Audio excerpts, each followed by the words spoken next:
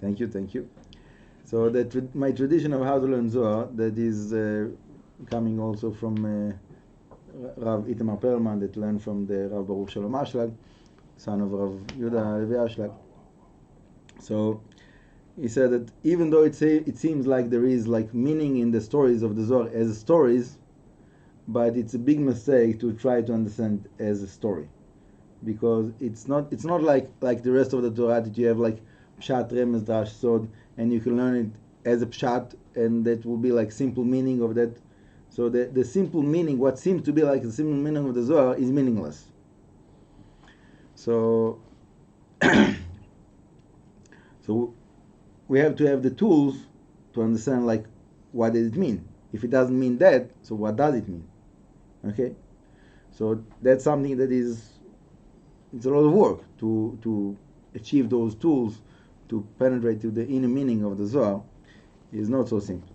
So many times when you have like commentaries on the Zohar, is really doesn't explain anything, just like gives you the story of the story. They just retranslate. They say over the story. If it's in Hebrew, in Hebrew. If it's in English. But they didn't really explain anything. So let's read first the story, and then we see if we can penetrate to the inner meaning of that story. Okay? So it goes like this. Rabbi Shimon, Rabbi Abba, Rabbi Elazar, Rabbi Yitzchak, all of those rabbis, they were in the house of Rabbi Pinchas ben Yair.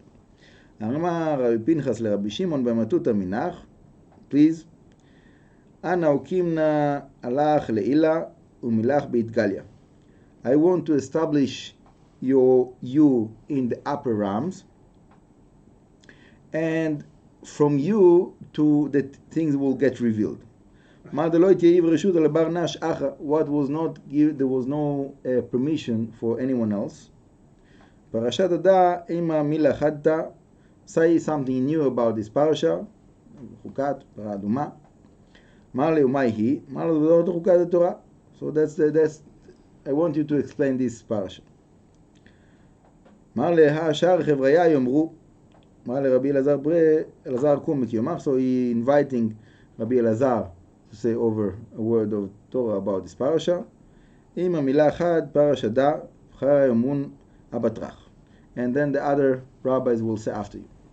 Okay, so this is an example of like an introduction that it seemed like a simple story of the Zohar, right? So what is the way to understand this? That's my Gemara Chavruta, so it can't be long. But the point of the matter, okay, without going into the details of it, is I'm using that story as an example to give over this point, that each one of those rabbis, when we hear the name, we think about the person that was living, like telling us like history, that those individuals, they came together in the house of one of Rabbi Pinchas ben Yair. But if we look on the essence of their beings, souls, so each one of them is a manifestation of spiritual realms. So I'm not saying that it didn't happen in the reality, but that's not the point. The point is not if it happened or it didn't happen in the physical reality. The point is, what is the spiritual meaning of that?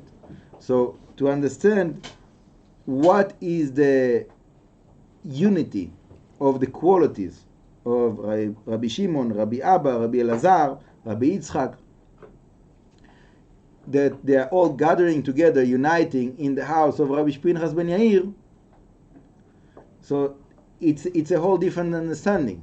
We're not trying to say over just in his introduction before the Dvar Torah of Rabbi Elazar about Parashat Chukat.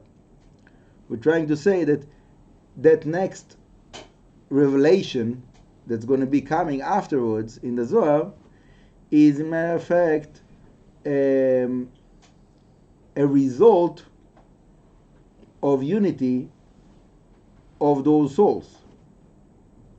Yeah, and that is, again, this is a general rule or general way of how to understand the Zohar. I tell you about like two rabbis that they went in the way from one place to another, and then when they were in the way, they were saying those divrei Torah. You have it all over the Zohar. Yeah. So again, it's not a story book to tell. It's not like a children's story book that is telling us about their journey. Yeah.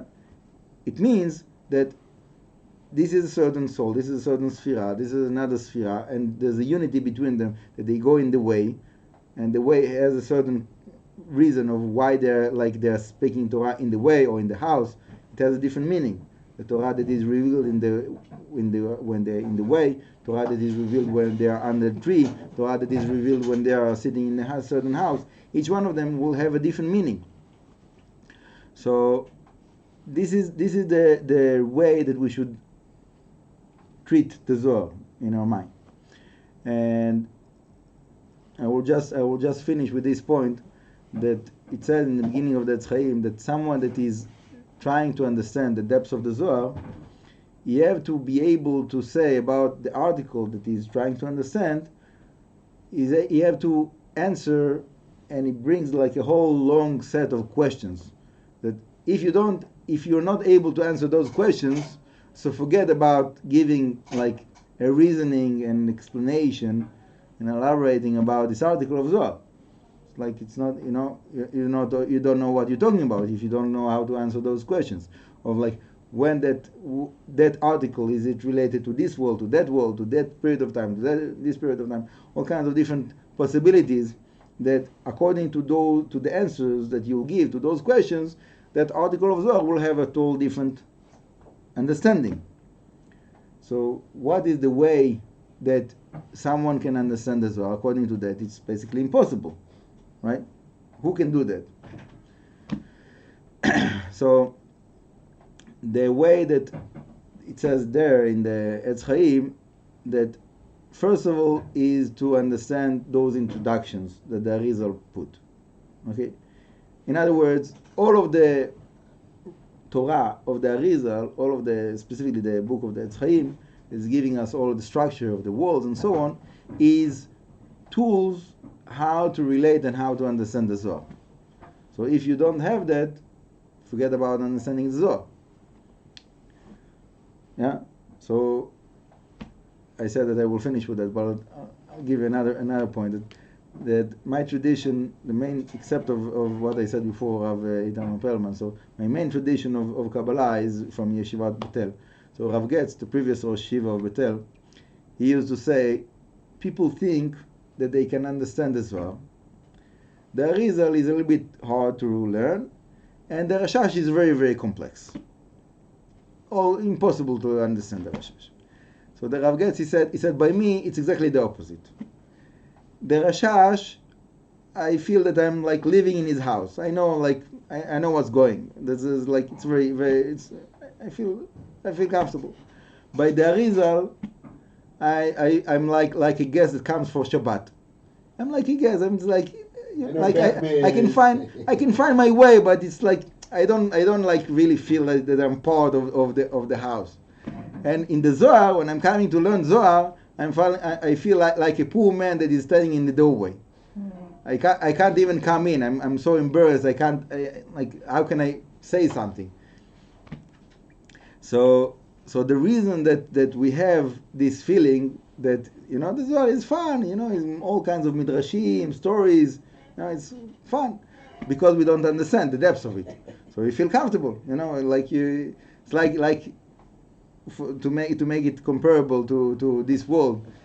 If you're standing next to someone that is, you have like a whole army of security, so that he's an important person, right? So then, you fear it because you see that is like. But if you're standing next to someone that looks very casual, and then afterwards somebody tells you, this person is, whatever. This person is such a big person. Oh, I didn't know, right? So, like we don't. That was my point today. That we don't understand like what's the depths of the Zohar. So we feel comfortable because we don't know how deep it is. If we would have known, we would have shivered, like just to, and that's the level of the way that the tzaddikim, the big like righteous people, they were relating to the Zohar with so much like awe, like wow. So then Hashem revealed to them the secrets of the Zohar because they appreciate it so much. When you feel too comfortable, so okay, you're comfortable as you are as a children's story. So I leave it to you as a children's story, So we have to know to appreciate what it is that Hashem will reveal to us the depths of it. Zohar Hashem. Amen. Amen.